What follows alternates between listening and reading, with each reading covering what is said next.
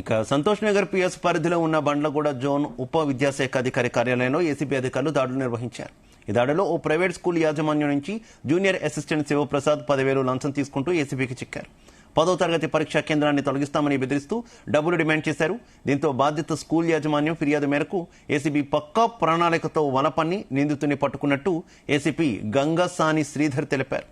ఇక నిందితుని అరెస్ట్ చేసి ఏసీబీ కోర్టులో హాజరుపరుస్తామని వెల్లడించారు. ప్రభుత్వ కార్యాలయాల్లో లంచాలకు పాల్పడితే కఠిన చర్యలు తప్పవని ఆయన హెచ్చరించారు.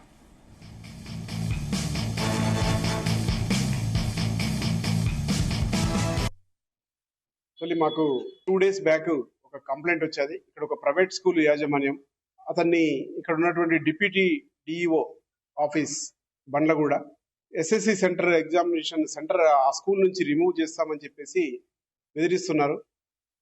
అది రిమూవ్ చేయకుండా ఉండాలంటే ఒక 10,000 రూపీస్ ఇవ్వమని వాళ్ళ జూనియర్ అసిస్టెంట్ అయినటువంటి శివప్రసాద్ డిమాండ్ చేశాడని చెప్పేసి కంప్లైంట్ వచ్చేది. దాని మీద ఎంక్వైరీ చేశాము. ఆ డిమాండ్ చేసింది అనేది బ్రైబ్ డిమాండ్ అనేది నిజమే తేలింది. ఈరోజు కేసు రిజిస్టర్ చేసుకొని 10,000 రూపీస్ కంప్లైంట్ ఇచ్చి పంపించాము. ఇతను తీసుకొని పాకెట్లో పెట్టుకున్నాడు. మేము వచ్చి రెడ్ హ్యాండెడ్ గా పట్టుకున్నాము, అరెస్ట్ చేశాము. ఈ రోజు కోర్టులో ప్రొడ్యూస్ చేస్తాం. ఏంటంటే ఎవరైనా ఎక్కడైనా ఇలాంటి కరప్షన్ గురించి డిమాండ్ వస్తే 1064 కి అది టోల్ ఫ్రీ నెంబర్, అది 24 hours ఉంటుంది. 1064 కాల్ చేయండి అని విజ్ఞప్తి.